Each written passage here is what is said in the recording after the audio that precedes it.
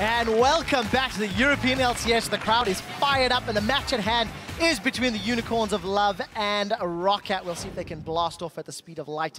First in, let's dial in on the pink ponies of passion, also known as the Unicorns of Love. It is Vizichachi, Kikis, Power of Evil, Vardags, Hillisang, and Sheepy, their coach. I am very excited to get to cast the Unicorns of Love game because it's been a long while for me. You know, yesterday we saw them return to form. And I like to say I've had the pleasure of casting so many of their different compositions. I'm wondering what they've got for us today. Yeah, I hope it's more of the Casio and less of the Cog. It's a little more exciting. And the team they're going to be firing at on the other side of the rift is, of course, ROC. With Steve up top, Giancos in the jungle, Nuke Duck in the mid, Woolite and Vander, the AD carry and support, and of course, Yamato Cannon helping them out through picks and bans. Let's talk a little bit about Unicorns of Love. I obviously really enjoyed them returning to Cassiopeia. Yesterday, there were 3 kills to 2 at 15 minutes. It's not a massive improvement over their average of 1 and 4 from week 1, but what happened after, it was the huge acceleration as they just snowballed ahead. Yeah, for sure. They completely outclassed Copenhagen Wolves. But with that game, the one thing I want to look at is the pick and ban phase, because Unicorns just got everything they wanted. They got the Rise that they'd been practicing, they got the better jungle matchup with Gragas into Evelynn, and they got Cassiopeia into Kassadin. Wolves just did not play around the strengths of Unicorns of Love in the pick and ban phase. I mean, quite frankly, you're never going to outpick Unicorns of Love. You have to beat them in the game, and the Wolves didn't do that either. No, they definitely did not. Picks and bans is something that ROC will have a little bit of a better time, I feel, because Yamato has consistently shown he can help the team with picks and bans and strategies. We'll see what he can do with ROC today, because they've not only got a difficult task ahead of them trying to figure out where Unicorns are going to go, but it's also adapting on the fly. And adapting on the fly is something that ROC has maybe struggled with previously, but one thing that's for certain was yesterday, we actually saw Giancos looking a lot like he used to with the first Blood Master. Actually was unkilled in yesterday's game. When you saw it, yeah, 4-0-14. That was what I was thinking about against Fnatic, which is a big statement for a jungler against the likes of Rainova to not die and have a lot of impact in the game. You also saw Woolite there. He played the Urgot. Didn't really seem to matter that he was getting caught out of position. We saw that in the promotion tournament as well, where ROC played Urgot on Woolite as well. So, I mean, it's a pick that's working out for them, but it's impressive. It was against Fnatic. I'm very impressed by ROC's start of the game. We'll touch a little bit more on how well ROC played in the mid-game in a moment, but there's only 9 weeks in the split, and Giancos knows the importance of using the week number 1 to feel out new roster's strengths and weaknesses, and then importantly, adapt. Well, I think week 1 is important just because when you change a player, you see how well the split can go, and then winning makes you play better, makes you motivated. Losing makes shows you that you have still a lot to do if you want to qualify for playoffs and then achieve something. It's basically more about your mindset after the first week, not about the score itself. Interesting comment as we're about to load into picks and bans. It's about the mindset more so than the score itself. And for ROC, they showed up in the mid-game against Fnatic. They pushed some team fights very well, and they punished Fnatic being out of position. Unicorns are a team that have made mistakes in the past, are not accustomed to flawless games. So maybe this is a way for ROC to get their foot in the door and try get an advantage. Yeah, we've seen both sides of the coin from the Unicorns. So I'm so looking forward to this picks and bans phase, because both teams have shown a few different things over the last couple of days. That one thing has stayed consistent is we kind of feel like Steve may want to go for the Maokai more than anything, and the fact that Rise has now been banned is a big indicator of that as well, because that's now a lane bully against Maokai off the cards. And of course, Steve played against Huni, who won with Rise yesterday, and Vizichachi won with Rise yesterday in even more convincing fashion. Hillisang will not have access to the sniping Morgana and those dark bindings that he's consistently had an impact for. Alistair's off the table, Azir's off the table, 1 ban left. The Morgana ban is a key ban here for ROC. It's a champion that Hillisang has had so much presence on, and he doesn't get punished on Morgana. When he plays Thresh, yes, he can catch just as much, but he has to play a lot more forward in the team fights, and Hillisang's a very cocky player as well in-game. Outside of it, very unassuming and very quiet. But I am glad to see that ROC had banned out this Morgana, and going alongside it, the Kalista now removes so much lane presence from the Unicorns of Love duo bot lane. What is available? All of the junglers are still up. And I feel like Kikis isn't going to rush to pick his jungle pick here. So is Cassiopeia here, and with Azir off the cards, we may see Power of Evil lock that. Well, it was a first pick yesterday, if memory serves correctly. Cassio for Unicorns of Love. They feel Gragas is slightly more important, and Kikis is going to get his hands onto the Barrel Master. He had some great knockbacks yesterday as well against Copenhagen Wolves, following on the death sentences from Hylissang. So Rocket, they get 2 picks of their choice. What will it be and why? That is the question. Maokai available, I would not be surprised to see perhaps even Maokai Urgot come out here. If Rocket want to play very similar to how they did yesterday. But honestly, the reason I think the Power of Evil hasn't picked his champion yet, when you look at it, the mid lane bans have not come out so much in this game. You don't have the Varus ban, you don't have the Cogmore, so there's a lot of options available for him. Funnily enough, yesterday Unicorns first picked the Cassiopeias. This is a big change up for them now that a lot more is open. We'll see what they decide to lock in.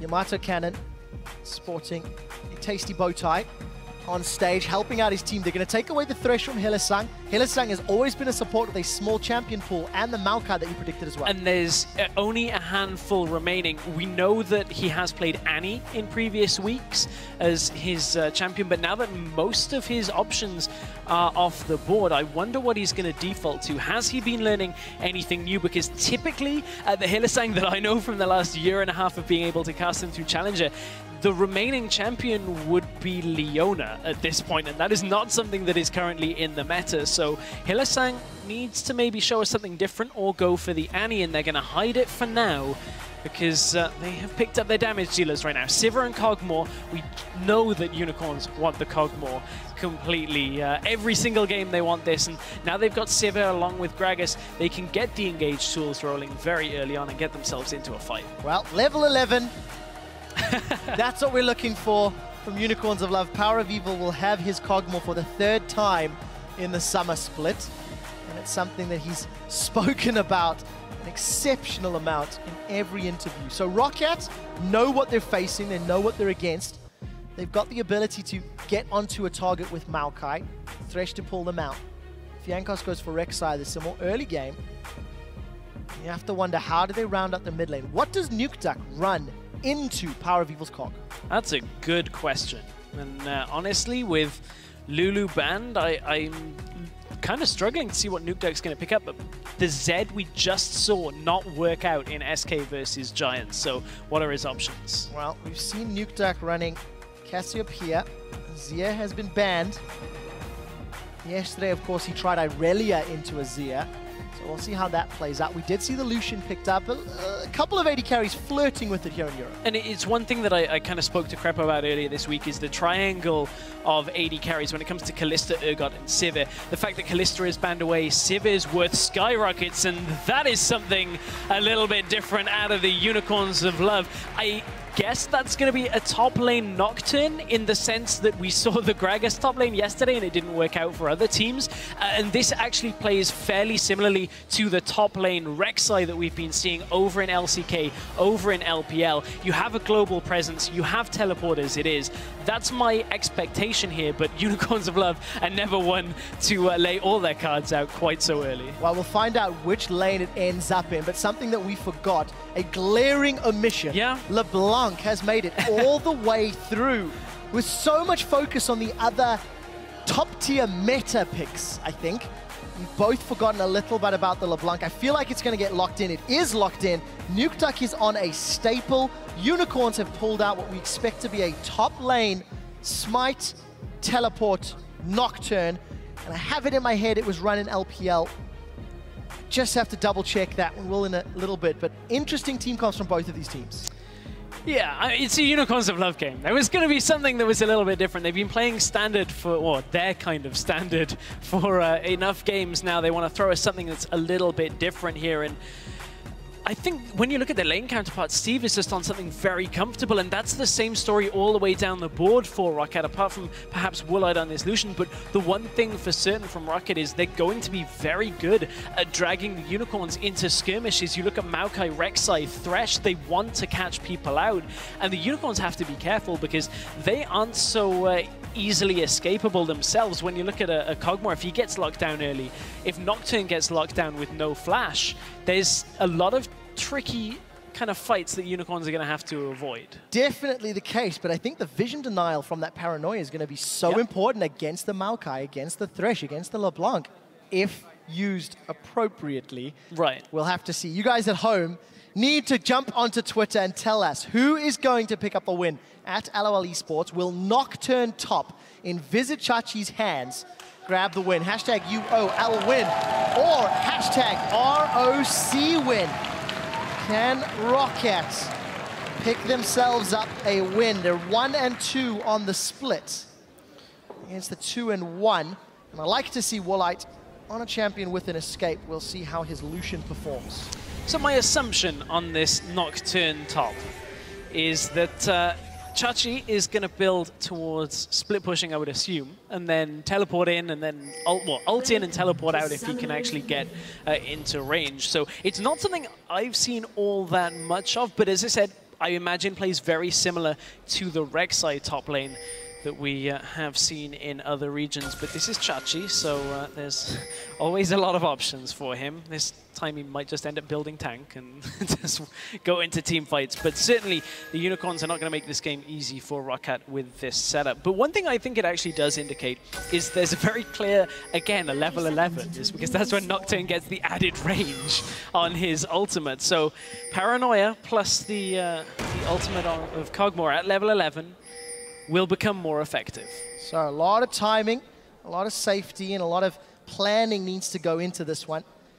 And Nocturne was in fact run. It was IG versus EDG, so showing some face, if it were, into the lane. So let's take a look at how the early laning is matched up. Shallow wards across the board. And it looks like Rocket want to initiate the lane swap. It also looks like UOL seem to have read that, at least for the time being. Yeah, for now they seem to have, but the Unicorns and Rocket are both playing fairly defensively right now to start this game out, so we will have to see exactly how that progresses. But one thing is for certain is Nukeduck very rarely gets his LeBlanc, and a nice start here by the Rocket mid and top combination is they know Maokai's in no rush to get to lane, so they actually give Nukeduck a couple of saplings on the Raptors. This is going to allow Nukeduck to hit level 2 earlier than Kog'Maw in this setup. And interestingly, Chachi, obviously Nocturne is used to being a jungler himself, so can just jungle around the early game here and use his passive, keep himself a little bit healthier, and deal out a lot of damage as he clears these camps. So we'll have a look at how effectively Unicorns can handle this early game. I want to go back to Hylissang's champion pool because it's something that has been tested actually multiple times this year.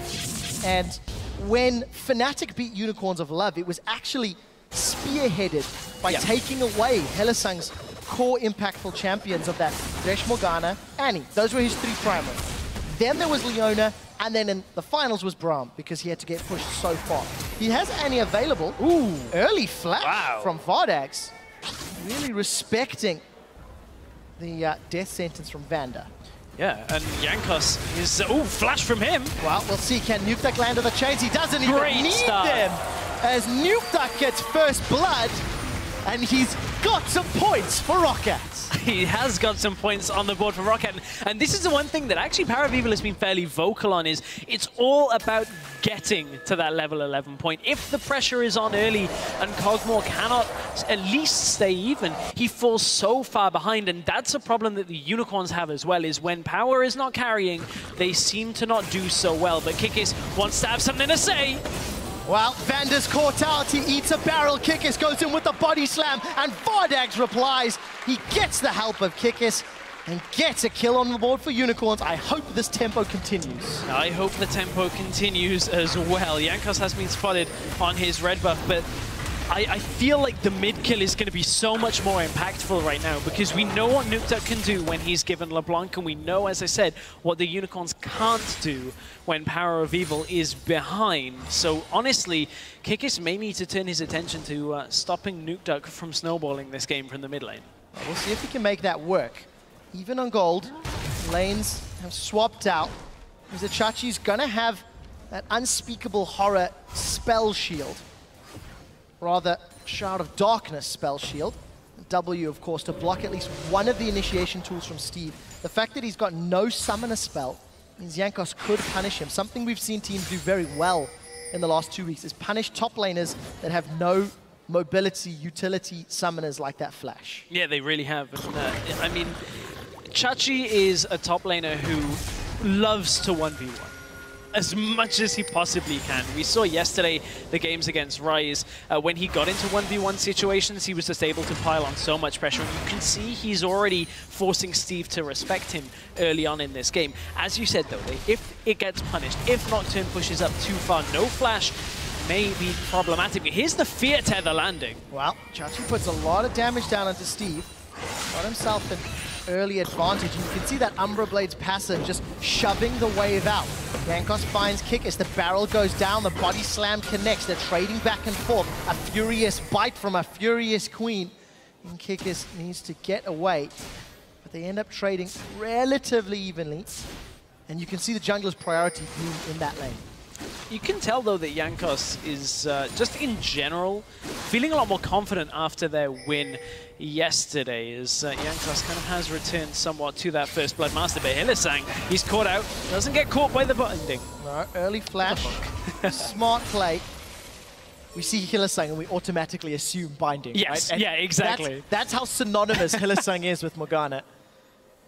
But we do, in fact, see him getting away. So we'll see how this is a Chachi Nocturne builds. He's got himself a Ruby Crystal early on. In his top lane, it's not jungle. Kikis has got Gragas in the jungle. So with that smite, I'm assuming he's going to want to go for 1v1 potential. So looking for that challenging smite out of skirmishes, get himself into favorable trades, and then look to build a combination of damage and slight tankiness on this Nocturne. Maybe looking towards a Black Cleaver late into the game, that kind of build. That's what we've seen when it comes to these split-pushing top laners. When they run smite, it's kind of a very situational setup here for a champion like Nocturne. But Hylissang, he's been spotted on the Tremor Sense, but Jankos was spotted as well. We'll see if Jankos can make the tower dive work. I think they go for it. He's moved in. Death Sentence does not connect. Vander's gone wide multiple times, and Jankos on the retreat. I like it, though, from Rocket. As soon as that hook doesn't hit, they just bail out of that plan. You've seen teams before go, oh, we didn't hit the hook, let's just go anyway. But you could see that Hylissang had the stun charged up. That wasn't the kind of engage that Rocket wanted, and they get away with it. Yes, it's a little bit of wasted time, but they actually gave not a lot up to Unicorns for that. But I really want to keep track of this 1v1 in the bottom side of the map. 63 CS to 46, already opening up a lead from Chachi onto Steve. And Bomby Cinder as well as skirmishes, so it's going to be that sort of traditional traditional smite top laner build is what we're looking at for Chachi, with some scaling tankiness once that becomes the Cinderhulk. I do want to see if Chachi decides to split push, because Nocturne is fantastic at clearing waves. And I think the last LCS performance that I remember that stands out was actually Meteos running it last year, and he ended up split pushing his way to a victory. Yeah, it's interesting because when Nocturne used to be played, one of the problems he had was he kind of needed a little bit of early game damage when it came to building jungle items that gave damage. The equivalent would now be Warrior. But he's so binary that there's not a lot of outplay potential on a Nocturne, so you end up having this mix of damage and tankiness without being strictly one or the other. You never get to just obliterate somebody, but you can't take a lot of damage at the same time. So Chachi building towards that Cinderhulk, is he actually going to go full tank here, or will he look to mix in some damage? That is the question that only Chachi knows the answer to right now. So we'll find out how he handles it, considering how much damage Power of Evil has done on this Cogmore. We talked about it leading up to this week, how Power of Evil was responsible for around 50%, just under, of his team's total damage. And that was, of course, because his team simply did not deliver last week. We'll see what he can do. Bardax throws down on the hunt. Hylissang throws down the Tibbers. The barrel throws Woolite away. One more to attack, and the Ignite secures it.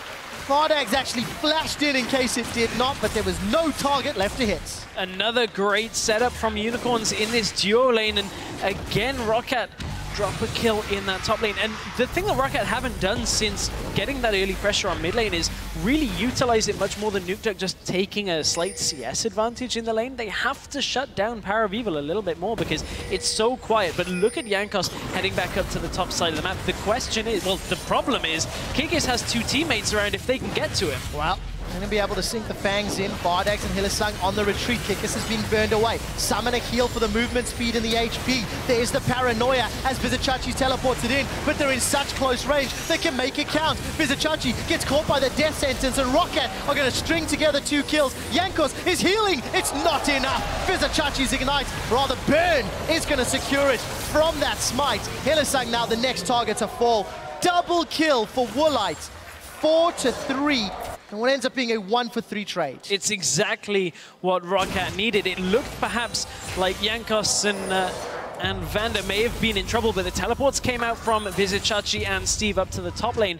The great pickups there for ROC. You just saw that Unicorns of Love overstayed a little bit. One thing that I want to bring up with regards to this composition from the Unicorns that they couldn't utilize then, as we take a look at the start of this fight, is when they get the ultimate from Vizichachi, Steve is not going to be able to react with a teleport if he hits it first. That's a crucial thing. But look, Steve's teleport is already channeling all the way before Chachi manages to activate his teleport even. So ROC already had the health advantage in this fight, and Chachi is an easy pickoff here. As I said, Nocturne is fairly binary. He gets the kill on Jankos, yes, but the rest of ROC are just cleaning everything up.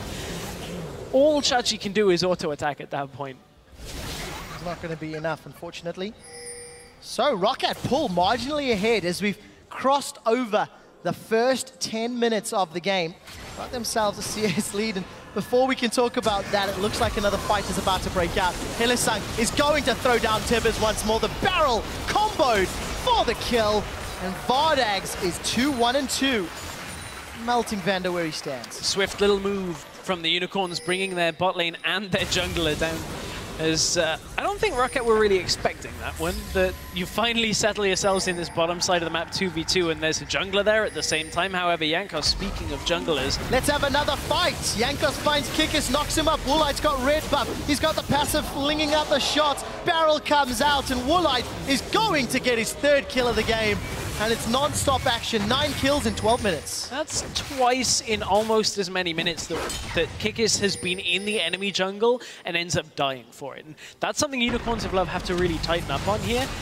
Chachi's the one going into the jungle now. This was where Kikis was last time he died. But if they're giving away too many kills here, Rek'Sai is actually coming up behind Vizichachi. Can he maybe look to get out of this? No flash. We already said it's a Nocturne. While Paranoia goes down, that's going to switch the lights out for a second as Jankos and Steve get themselves another kill. And I'm going to go back to our pre-game stress and say, Unicorns of Love are a team that have made positional and decision mistakes in the past. It seems that's the team that showed up in the first laning phase of this game. Well, Hylissang's going to try and say something about that, and has been with his stuns, but I would certainly agree so far, Trevor, as you know, honestly, Unicorns, they've made the same mistake a couple of times. Kikis pushes in, now Chachi pushes in, and we said about it, like, Chachi, or it was actually Steve that got exploited when he had no flash on the Hecarim in his 2nd game from pushing up too much. So ROC is saying, oh, that's an error we made. We'll just punish you for it because we know what's going to happen. This time, however, Tib is available on Hylissang. Woolite and Vander both get stunned. The Boomerang Blade connects onto Vander, and Woolite's knocked to safety. Vander tries to save his life, but he will get taken out. One more auto attack from Vardags. Power of Evil is landing the artillery shots onto Jankos. He's got needlessly large rod, but mana pool is slowly draining. Uses the Ghost. Here comes Nukesack. Ethereal Chains. Will they connect? Nukesack is holding on to it. Now everything is getting a little bit messy. Fear is going to at least throw Nukesack away as Kikis and Power of Evil are focusing down Steve. Steve, everyone's yelling your name, Steve. Can you run away, Steve? No, you cannot, because fire burns trees. And Hylissang takes down Maokai to even the kill 6-6. Unicorns are dragging ROC into the madness, though, and that's always a problem if you're facing the Unicorns of Love, is if you get dragged into these fights, you have to make sure your composition is able to do so, because they even had a surround on Power of Evil, but just didn't have the damage. Interestingly, though, Unicorns haven't yet turned their attention to the Dragon from that fight. They instead looked to shut and Vander got it! Oh, the hook. And honestly, that's a massive punish now on Unicorns, not being able to get the Dragon. Mid-tower falls, but they could have got that anyway, and Kikis spent his time on blue? Well, I don't think we're going to get a chance to explain anything because it looks like another fight wants to break out. Unicorns of Love have got the fan vote behind them. And just a quick analogy. One of my favorite sayings is, if you ever get into a debate with a silly person, okay, don't do it because they'll drag you down to their level and beat you with experience, right? Okay. Unicorns of Love have got a chaotic, crazy, almost brainless playstyle. Okay. And Rocket has not experienced that many times before. Unicorns may be dragging Rocket down and trying to beat them with experience. We'll see if it pans out because Chachi's going to get taken out by the combo of Nukeduck and Steve. It's just a matter of time. No real damage to speak of. It's Nukeduck that gets the kill, and we'll see whether or not that analogy pans out, Stress.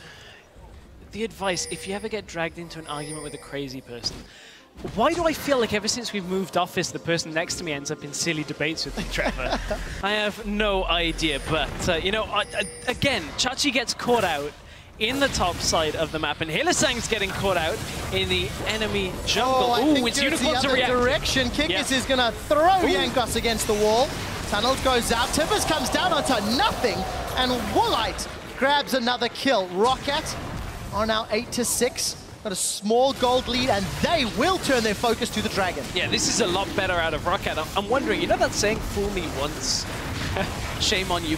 What happens when it gets to like 4 or 5 times? Because that's where the Unicorns are at right now, and honestly, they keep stepping forward when they do not have complete vision control and don't have a read on Rocket's numbers, and Rocket will capitalize on that every single time. They now have a Dragon lead with 1 on the board, and they have a gold lead on top of that, and quite frankly, Rocket are showing up again. Yesterday, I was thinking it. Rocket played very well, that if they were facing anybody that wasn't Fnatic, I think they may have actually had a chance to win the game. Oh, they had a chance to win the game against Fnatic, but I think, yeah, I agree with that statement. Rocket had very good team fights, much better positioning, and their composition was played well. Speaking of compositions, though, the Unicorns of Love, I have one question about just the team and the playstyle in general is, they're again on another composition where you hit level 11 and you get these easy power spike reads. And it seems like without it, they make very questionable decisions. We already saw yesterday teams banning away this Cogmore, and I feel like it's a good strategy against the Unicorns of Love, because when they don't have a very clear moment that they need to go aggressive or that their composition falls into its power zone, they definitely do not seem as strong a team. We'll see whether or not they can make advantage of that, Stress, because they're getting closer to the obvious spikes. I do want to touch on the items because we do have a brief moment as we're 17 minutes in, even on gold. Going tanky for Steve. He's actually finished off that Frozen Heart before the Righteous Glory. Cinder Hulk as well as Kindle Gem there for Chachi. He's still building his way up. Warrior Enchant on Jankos's Rek'Sai, and then Luden's Echo to peer the Infinity Edges from both AD carries. So just taking stock of where we are item-wise, it seems and feels relatively even across the board. Yeah, it certainly does. And honestly, that's a little surprising when it comes to how much you snowball against each other when it goes back and forth. But the kills have been even in all of these trades. So Unicorns, yes, they're a little bit behind, but it's only the matter of the 2 kills really between each. All the lanes are fairly even as well when you look at it. And that will bode well for the Unicorns in a very similar way to how Giants just played. This is actually somewhat similar. You've got a lot of poke potential coming from the rest of your team when you have a split pusher off in a side lane. Speaking of split pushers off in a side lane, Chachi is caught out again. Well, this is another time. Ooh, gonna be in trouble. Nukeduck is trying to chase. If the chains do not connect, I don't think they'll kill him, but the chains actually didn't connect. That was on a minion. A flash knockup from Jankos means Visit Chachi will get taken down by Nukeduck at the cost of the inner turret. Yeah, look at how many people Visit Chachi soaked into that top side. The Unicorns may get a little bit scared here, but it's Woolite that's doing the most damage on the map, as he's taken down the bottom lane turret. So Unicorns didn't fully commit to mid lane, and Woolite picks up a turret for Rocket. Every time Unicorns try and make a power play, Rocket seem to have at least something somewhere for their number. So we do see teleport advantage with Visit Chachi. He will be respawning in 10 seconds, and some wards behind Rocket. And of course that tower in the inner mid lane did not fall. So that means Unicorns of Love aren't now even on towers. Kikis eats that death sentence, and Steve is in trouble.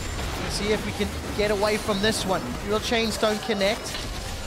Takes a ride on the Thresh Express to get out of danger. Flash and Tibbers are up, so keep your eyes on Hylissang as a primary initiating force. Teleport was just used by Vizichachi as well, and one thing that Unicorns kind of will have in their favor is as long as they have vision control, they actually don't necessarily need to set up the flanks quite as well as you normally would, because if they're not using the ultimate from Nocturne to stop Steve from teleporting, it gives you pretty much an automatic entry into the backline as long as the fight is beneficial to you.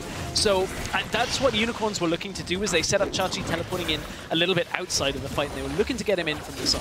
So it didn't work out this time around. Teleport advantage will go to Steve in a short while. We did catch glimpses of that blue buff being secured by Kikis and Unicorns of Love. Keep in mind, the previous one was secured by Vanda. This one was stolen by UOL, so Nukeduck is not getting his hands on that blue Sentinel buff at all this game. And that is keeping him just a little quieter than maybe he could be. However, 3-0-1, he's still doing exactly what Rocket needed to. Yeah, that was what I was going to say, is the fact that this game started with a kill in the middle lane. Ooh, Flash didn't connect. Tibbers is a big teddy, but doesn't want to give anyone a hug. And Rocket say, thank you, we will take that tower. And back out without giving up anything just yet.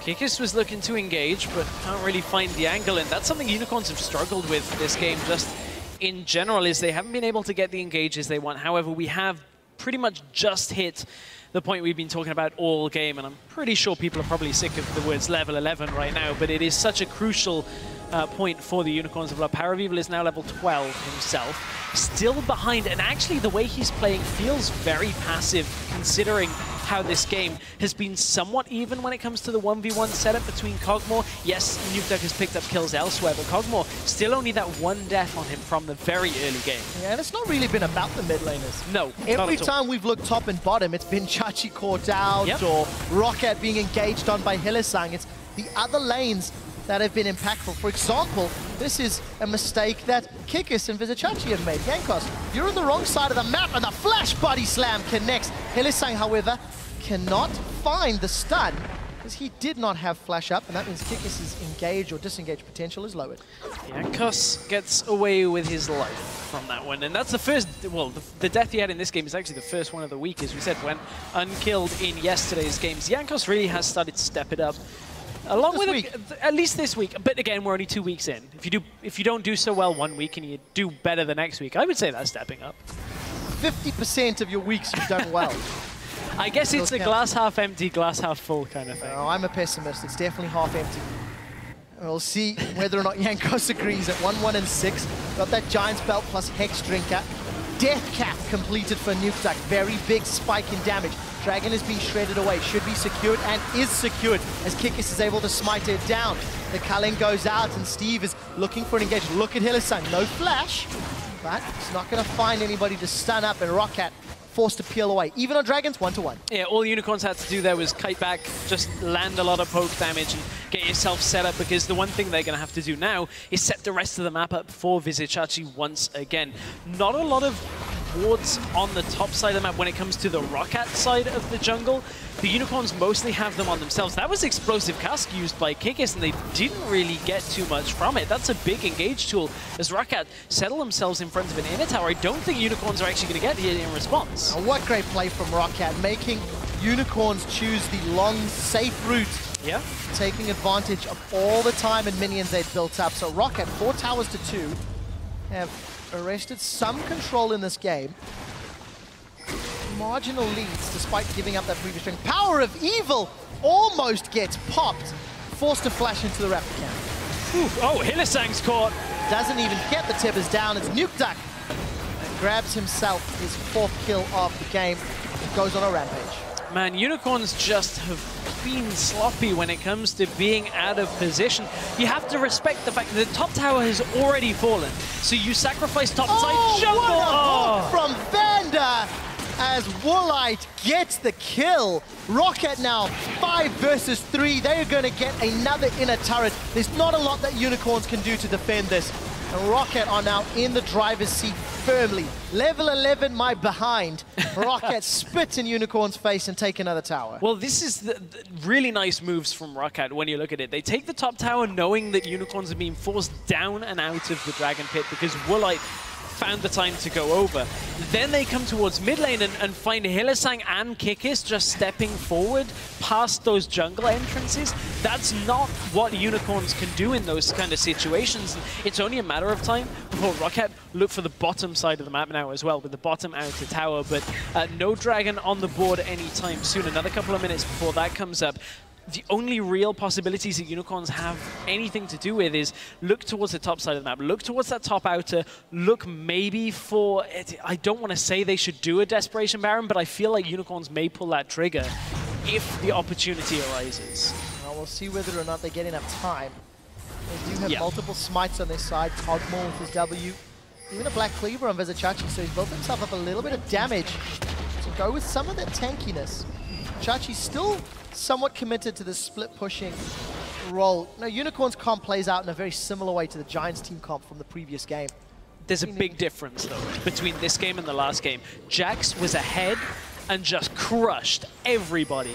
This game, Rocket played around Vizicachi being pushed up in lane with no flash, no escape tools. He only has that spell shield to get himself out and the little trail on the floor to run faster, but you know, it just has been a much better game plan from Rocket against a split pusher than SK did against Giants.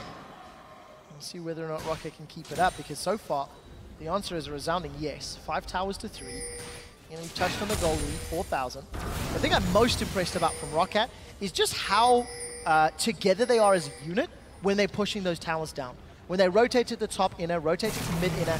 You know, Vander missed a couple of hooks in the laning phase, but it doesn't matter because he catches Kikis under the tower and gets a tower as well as another kill. So when it matters, Vander is connecting with the important objectives and they're dissuading the power of the poke from Cosmo Mid. Oh, for sure. And one thing I want to kind of note is a bit of a change here is Steve looking very comfortable, and his timings of when he's grouping and when he's not with the team has actually been very good this game. You can see now Chachi is finding time to push up in the bottom lane, and Steve's just going to go away and clear the wave. Just only for a short amount of time, because he knows if he has to teleport, Chachi is going to hit his ultimate first, because if Unicorns want to engage the fight, they can set with Vizicachi when he's going to teleport, so he just ults first and Steve can never follow. However, Steve is with the team, so that is no longer an advantage, and we thought maybe Unicorns might go for a desperation one, but they've spotted it. Yeah, I don't really know if this is going to work out, but there is a trap squad set up with a lot of burst. Rocket have got the ability to just annihilate anybody with that Nuke Dark LeBlanc. Currently got a lot of AP, sitting 427, potentially the makings of a Void Staff, but no Baron. They pulled Unicorns towards them and then they peeled away. Rocket have been stalled out a little bit here, and it's because of what Chachi was doing in the bottom lane, pushing up, just making himself a bit of a nuisance. And if Rocket let him do that, that's going to be very tough. Rek'Sai ultimate is going to bring him towards the middle side of the map. Nuke Duck, has a flank. Here's a teleport from Steve. Nuke Duck gets stunned up and Vizicachi throws in with Paranoia. That's a shutdown kill onto Nuke Duck. Death Sentence connects on Power of Evil. So both mid laners are down, but the Acathian Surprise deals damage from beyond the grave. Woolite is throwing out those light slingers and he's stunned by Tibbers. Does manage to get on the Thresh Express out as Vander flays Vizicachi away. Now Vardax forced to retreat. So far it's 1 for 1 as Rocket are running away and Steve gets cut down where he stands. Vardax gets his 4th of the game and Unicorns set their sights on the inner turrets. Rocket initiate the fight, but Nuke Duck is caught out in between the entirety of the Unicorns lineup.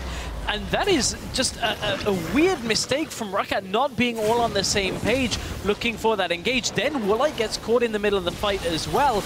The Unicorns have a fair few options here, and it looks like they're going to look for that dragon and put the second one on the board for themselves. So Unicorns of Love fall behind. They find an opening to at least even up that gold. There's a big minion wave down bottom for Cogmore.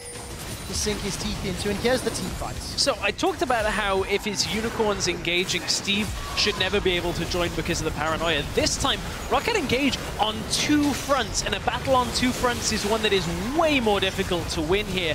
The Unicorns picked the very squishy target rather than the Maokai and said, okay, you can have Power of Evil. Then the re-engage comes. Vardax is forced out of the fight, which is actually okay because of just how many members of Unicorns are around him. You can see Steve didn't really have much when it came to target selection once Vardax had gone. And that was just a lot better out of the Unicorns with regards to their counter-engage than ROC's initial engage. I also like the fact that Hylissang heads-up play through that Disintegrate to guarantee the stun on Nukeduck. Make it real easy for the rest of UOL to collapse on him. So ROC come out worse for wear. We're hitting 30 minutes into this game, and we've got another back-and-forth even matchup. These teams are starting to feel one another out. Power of Evil got his next blasting wand up. Void Staff completed for Nukeduck. So if anyone's out of position, Nukeduck's going to keep them alive. Yeah, but Nukeduck did step forward in the last one and got a little bit cut out.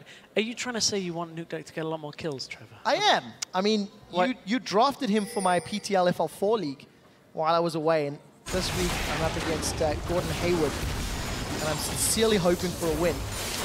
I wouldn't mind if Vardax and Nukeduck killed everybody and then killed each other, because Vardax is also on my team. Double Penta, that's what we'll go for. If anybody else is playing fantasy at home, I hope your fantasy league is also going in your favor.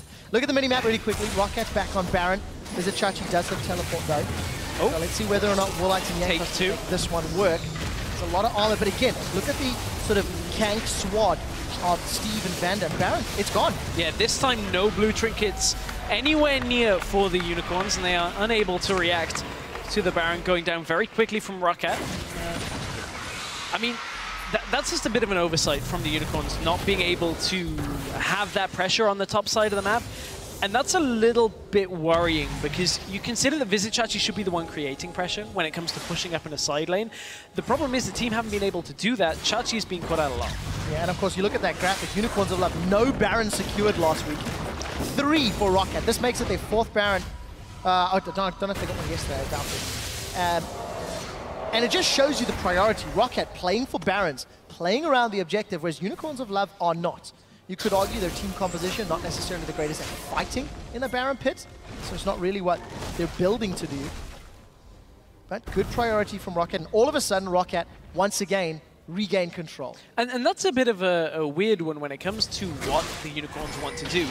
They're not running a lot of poke, they're running poke plus engage, which is kind of very different ideas. And where did that blue buff I think Power of Evil ended up getting it. Yeah. Yeah, he did. That's actually super important. It's been touched on before, I'm sure, in many of the other Unicorns games, but you need that blue buff on the Kog'Maw. Cooldown reduction, mana, make sure you can keep people alive. But that's a Rylai's Crystal Scepter on Kog'Maw, which is not something that Power of Evil has done particularly too much. Well, we'll see if it works out for him. We do see Righteous Glory in the hands of Hylissang. We do see Locket for Vander.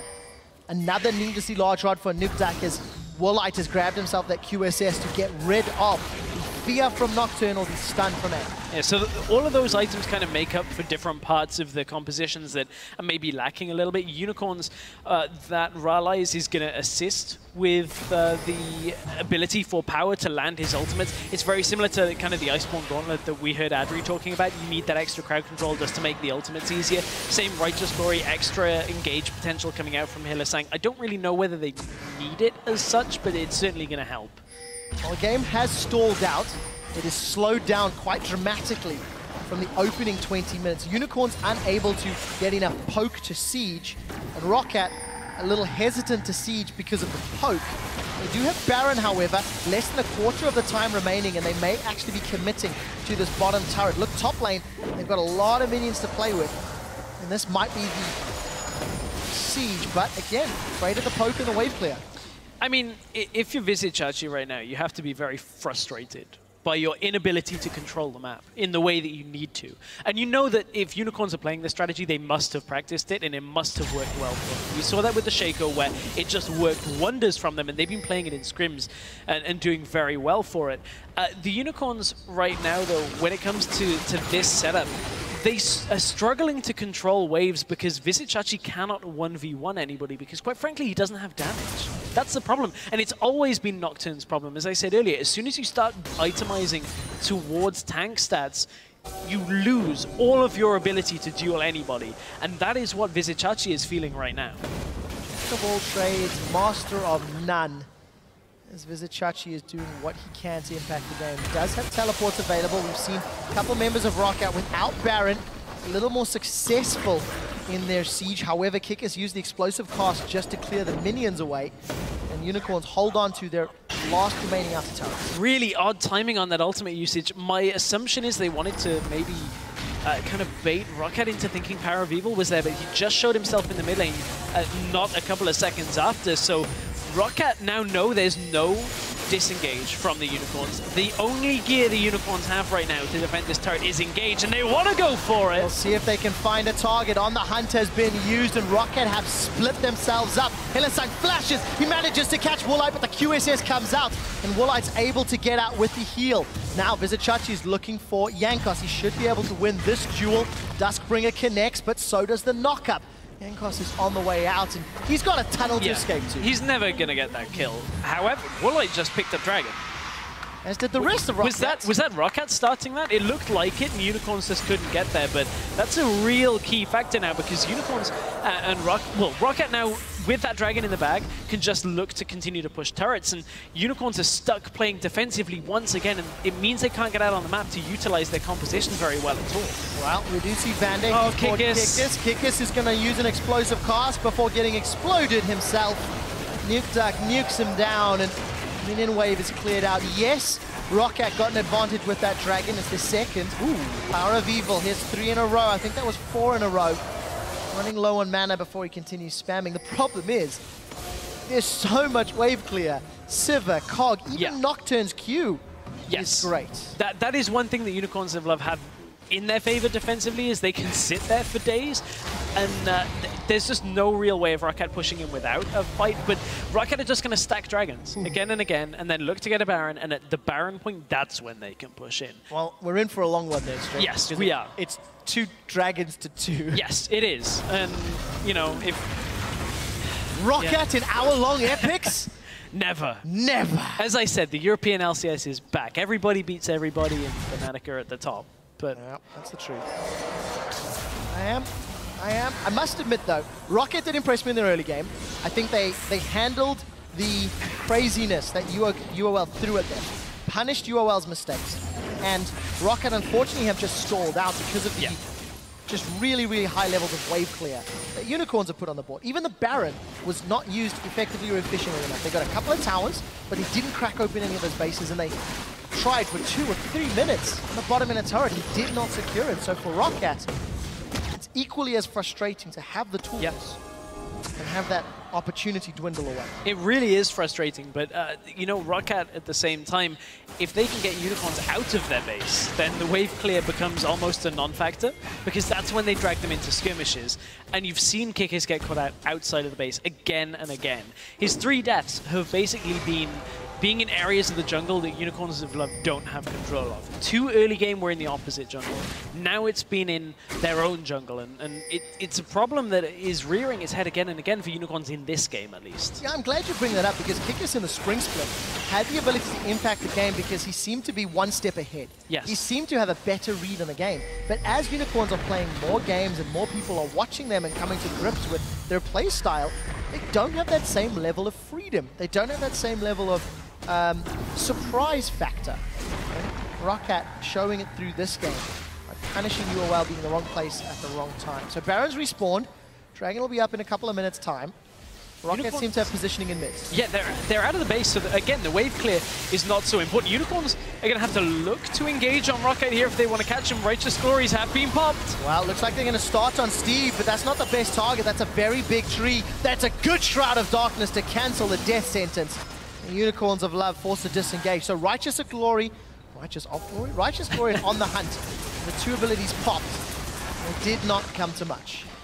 Well, we're back to this. Unicorns, they found themselves the position in the middle lane and managed to cut Rocket off. Rocket couldn't get in front of the tower quite quickly enough, but the one place Rocket could have gone to maybe beat Unicorns to the punch would be to go on Chachi. He is very tanky, though, at this point.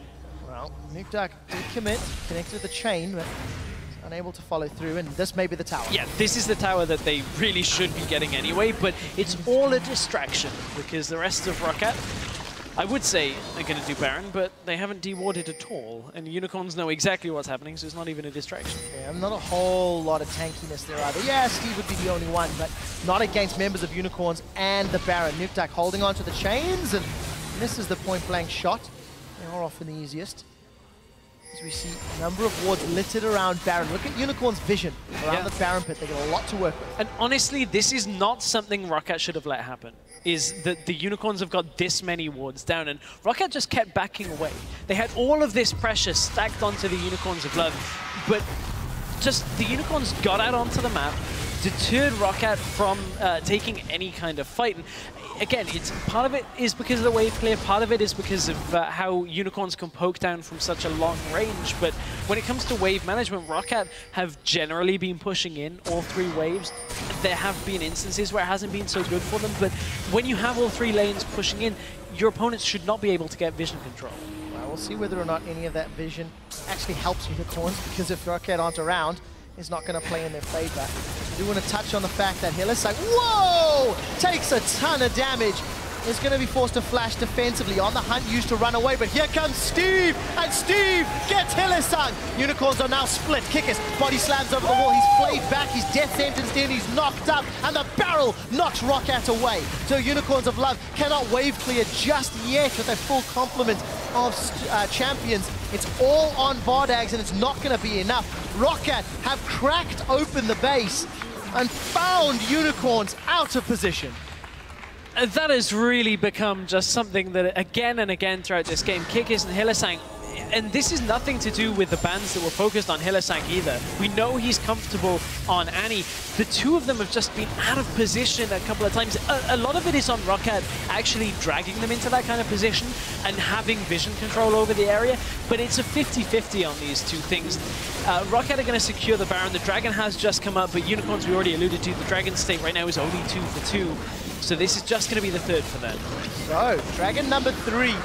7,000 gold in the lead for Rocket. We're over 41 minutes into the game. Rocket, again, are still in control, and now, more than ever, super minions in the middle lane. Baron-empowered minions wherever their champions are. And they've got until 43 minutes and 43 seconds to not break the longest game record set earlier today. Rocket held that title for multiple games in the spring split, but I think with Baron, this could be a way in. Let's see if they can deal with the wave clear. It makes life a lot more difficult for Power of Evil and Vardags to clear that out. It does, but Rocket aren't yet utilizing multiple waves yet. And honestly, we talked about how Chachi can't really 1v1 anybody, so if they put Steve in another lane when his teleport's not available, I was about to say if his teleport's up, but Chachi has gone on to Woolite. And Woolite's going to get feared, and then he's going to QSS, but Tibbers comes down for a nice bear hug. And Chachi doesn't need to 1-on-1 when he can 5-on-1. And that's the vision control that the Unicorns of Love should not have at this point in the game, paying dividends.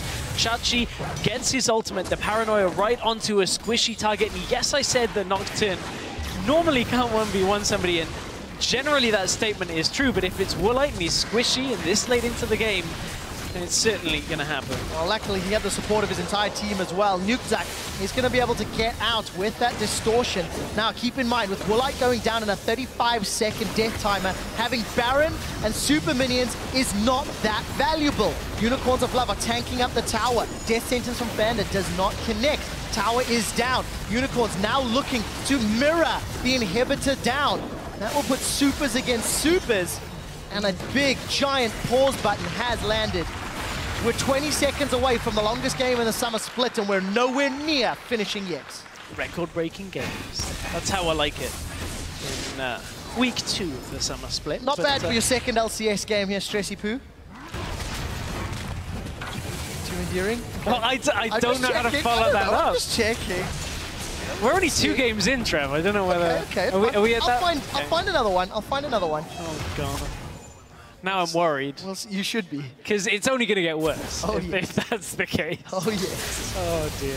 So, Roccat, 7 towers to Unicorns 5. Supers in both lanes. Baron, I'll double check the timer there. Should be wearing off very, very soon. Less than 10% of that time remaining. We're only 3 dragons to 2. And really, it's a matter of Roccat not being able to engage and Unicorns wave clearing and trying to stay away from the engage. So we've got this very awkward dichotomy of teams trying to win, but they kind of counter one another in their natural playstyles. Yeah, it's rough for Roccat to try and close this game out because, again, Unicorns don't have to do anything except sit in front of their waves and just clear them out. And Roccat are the ones that have to make the move on this. Roccat have to find Unicorns of Love out of position or out of their base and then move in for the kill. But Unicorns... On the same token, Unicorns have to actually do something if they want to win. You've got to play to win, not play to not lose. So yeah, kind of true.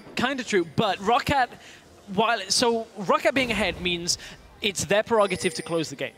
Gold later into the game becomes less and less effective, and it means that Unicorns are absorbing wave after wave coming towards them.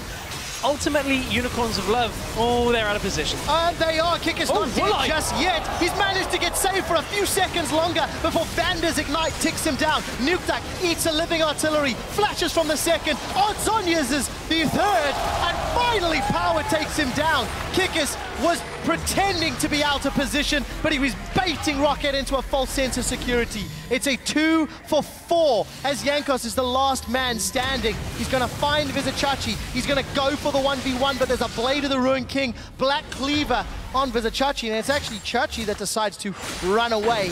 2v4 that started Kickus being caught. And it's all because of the one mistake that Roccat has had plague them for the entirety of the 2015 season, is that Woolite in the middle of the fight just gets completely destroyed to begin it.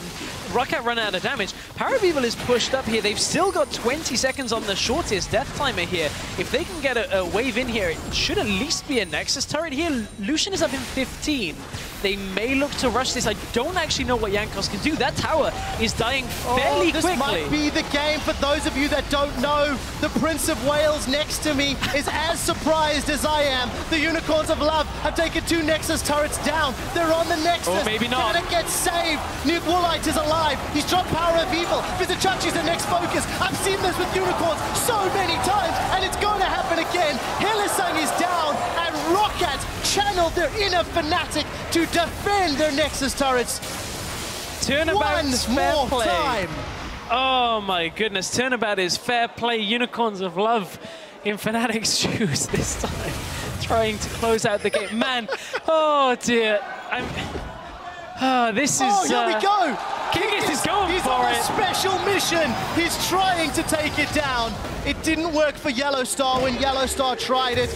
And Steve is coming to the rescue. Kickus is not going to be able to do much. But look at the minions, top and bottom, buying time and pulling the tanks of Roccat away. I mean, I know Gragas lost a little bit of weight on his body slam, but he is no secret agent.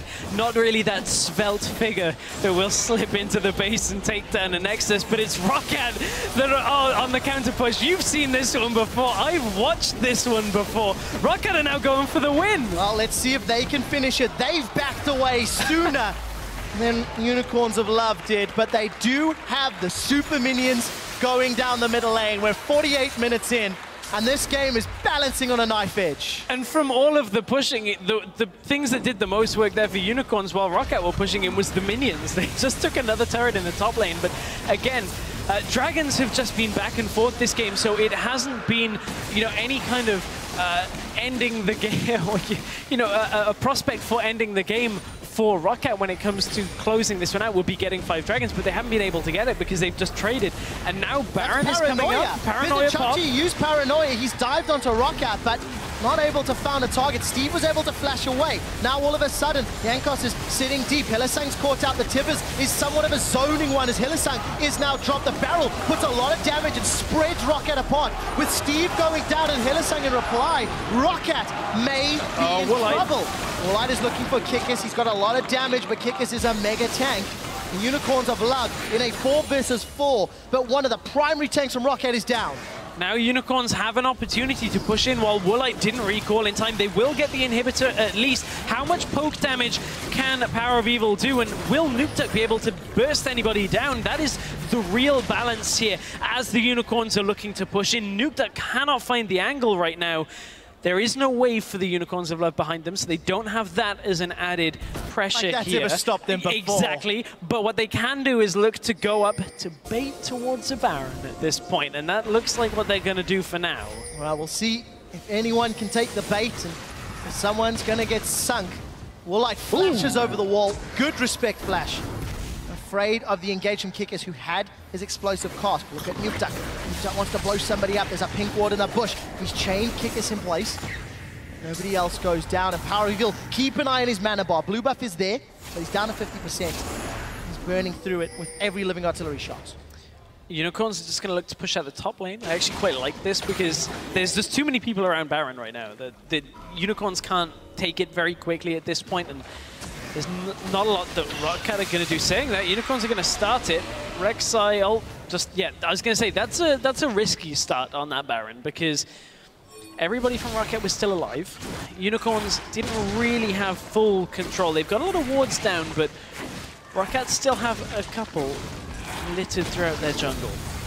This is now pushing very, very far forward. He eats yet another death sentence. He's in the middle of Rocket, and no one from Unicorns is there. Paranoia comes down onto Woolite as Vizichachi is melting through his HP. Vizichachi goes low before Jankos gets a 3-man knockup. Now Jankos flashes out. Hylissang, you're on the wrong side of the map, buddy. And once Rocket realize they're going to rock you, we see Unicorns have peeled away and Vizichachi down to 100 HP.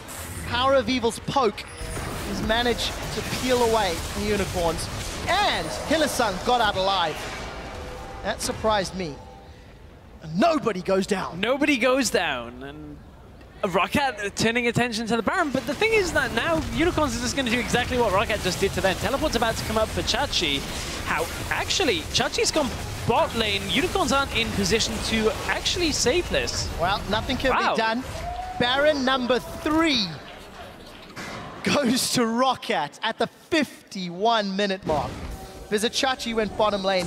I've heard confirmed from our observers he went down to 12 HP in that fight. You don't really get much closer than that. But you saw how much burst he had with that Blade of the Rune King, with Paranoia, with Duskbringer. Even Woolite just got chunked down. That'll be fair. Power of Evil landed a living artillery. But I'm going to give this one to Chachi and his top lane Nocturne. I guess it's something I kind of will say I'd like to see again, but I want to see it again because I want to see how it goes when it's ahead, because that's a very interesting one. Pardon? When it's done right. Ooh, I mean, let's be honest, Vizichachi, without any flash, got caught 3 times in the laning phase. Yeah, I'll concede that point to you. So, Baron number 3. Rocket have not been able to do as much as they would like with the previous Barons. However, they did get a few towers. How do they go about it? Well, that tells quite the story about this game. Unicorns seem to have not even been looking to be ahead since about 15 minutes into it. Rocket, I guess that also highlights a big problem, just that Rocket, if you've just tuned in, are struggling to close this game. If you've been with us the entire time, you are sick of us saying that already. But, you know, Rocket right now, how do they close it out with this Baron buff? Should seem like a really easy question on Just Push, but Unicorns have been very tenacious in this game. Every single time Rocket are trying to make a move, Unicorns always seem to get a much better trade than they should do. Now, all that wave clear from Unicorns of Love has thwarted any siege Rocket have put in place, and they really awkward engage Unicorns have. It's not worked out. Hylissang had a great early game. He's not had that same level of Flash Tibber's impact, despite a few different attempts. Well, USS and Mercurial is also a big reason for that. Let's see how Unicorns play. They're on the aggressive.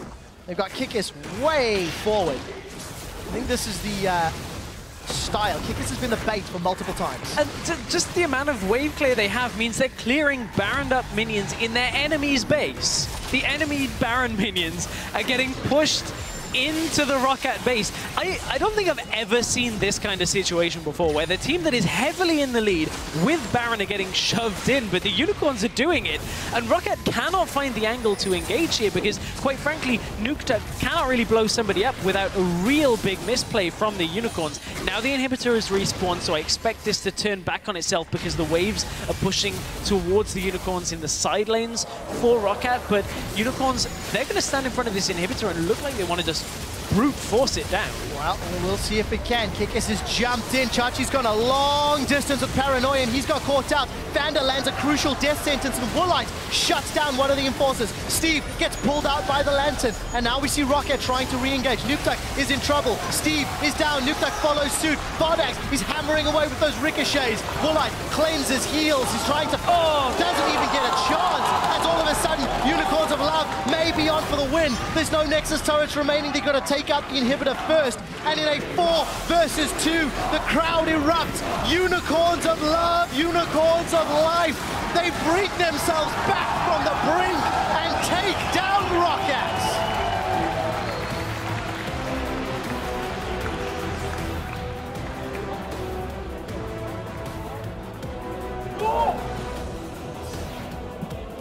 That is the epitome of holding on by your fingertips, and you can see how much it meant to the Unicorns of Love right there.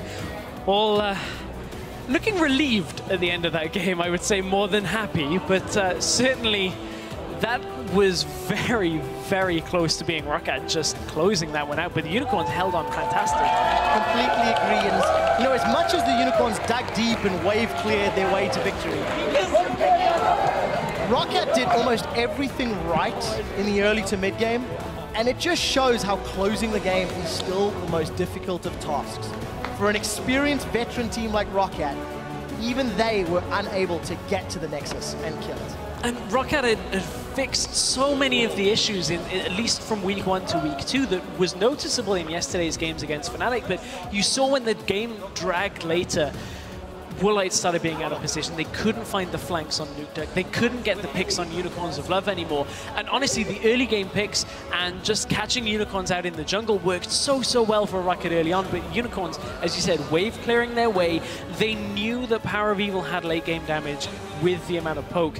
And the Nocturne, while it didn't exactly do or play the role that you would expect it to, still just about worked out for Chachi. Yeah, we did see Sheepy trotting around, prancing in victory, and some broken faces on the side of ROCCAT on your screens. But I think for ROCCAT, what a massive improvement from week 1 to week 2. I think a lot of teams will have to keep their eye on ROCCAT going forward, because unlike Spring, where you sort of went, I don't really feel they're a threat a lot of the time, yesterday and today, they pushed the #1 team from Spring. They pushed the #2 team from Spring.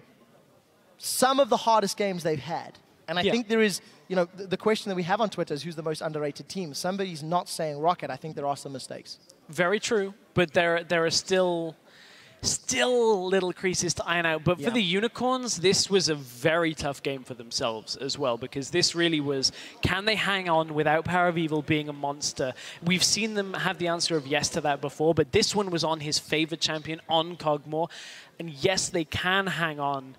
And yes, they can be tenacious.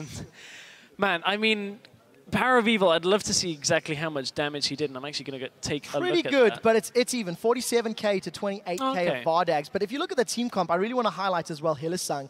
You know, Alistair gone, Morgana gone, Lulu gone. You can argue where that was going to go. And for a player like Hylissang, who's had one of the most limited champion pools, he's still finding an impact. And that is something that's very impressive to me. We'll see if that can continue. The Nocturne, I'm on the fence. It was fun to watch. Don't really know how well it worked out and if that's a one and done type of pick.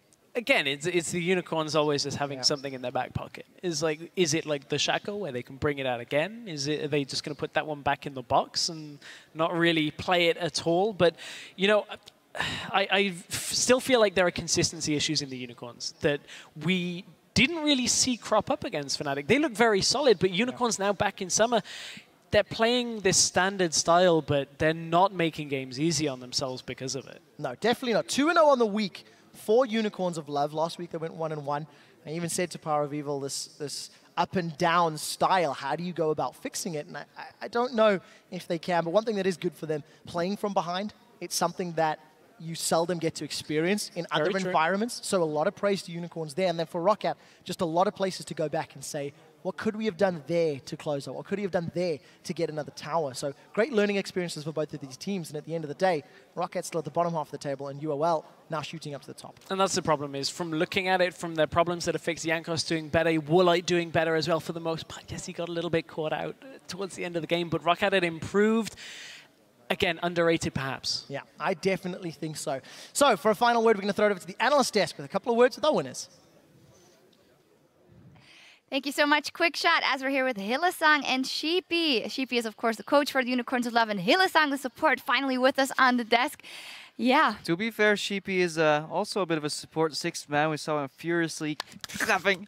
Go Unicorns! And Yeah, I was how was that game for you? Oh my god, that was like a roller coaster extreme. Watching the team play, they did so much great stuff. We did some things where we might tweak a little, but my god, living the game. Yeah, a lot of that maybe tweaking was in the early game because Unicorns of Love, you dropped the ball a couple of times in terms of kills, and we wanted to ask Hilly about that with Krakow. Yeah, what I wanted to ask Hillesang first is going all the way back to the early game. We saw the 2v2 lane swap. My question was, did you guys call that, or were you lane swapping to basically let Nocturne farm a little more with the smite? Well, we wanted to lane swap because our lane wasn't so strong, and Ani is really strong in lane swaps. That we had a strategy which didn't work out, that I take Gromp and I invade the jungler and I tried soloing, but they lane swapped, so that was a bit unfortunate, and we were a bit behind, and they played really good laning phase, so we were a bit behind in the early game. Yeah, in the early game, that was it. But then what was kind of the turning point for you guys that made it that the game went longer and longer and longer, in your eyes?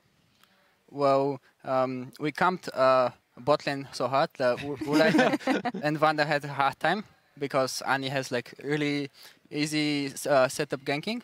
So we pick up some kills bot lane, and after that we just waited to Kog'Maw to scale and to win the game.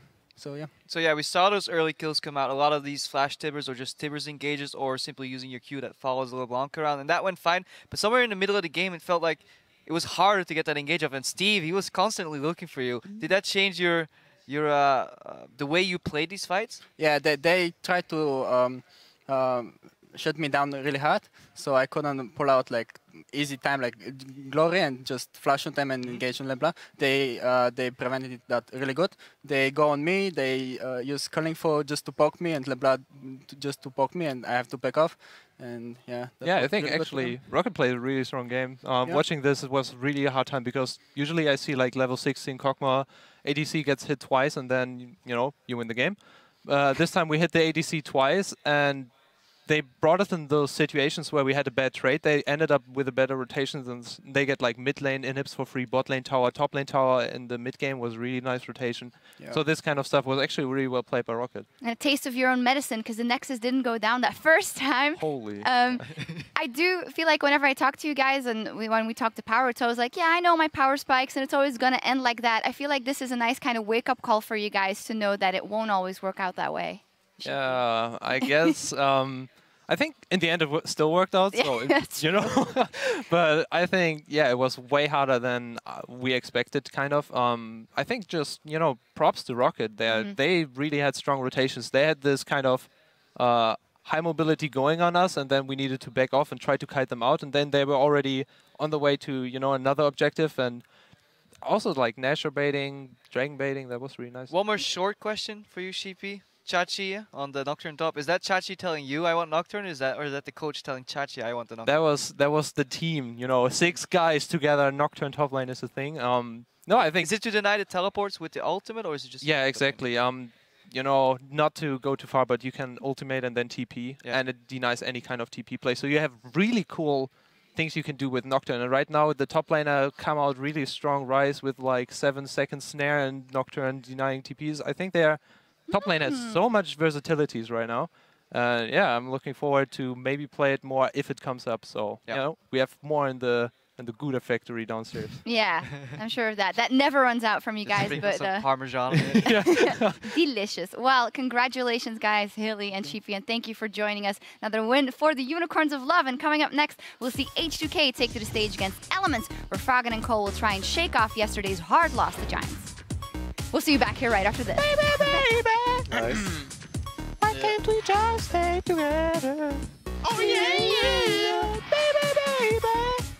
To the dragon from that fight. They instead looked to shove. Oh, the Vander got it! Oh! I can stun them. Lucian.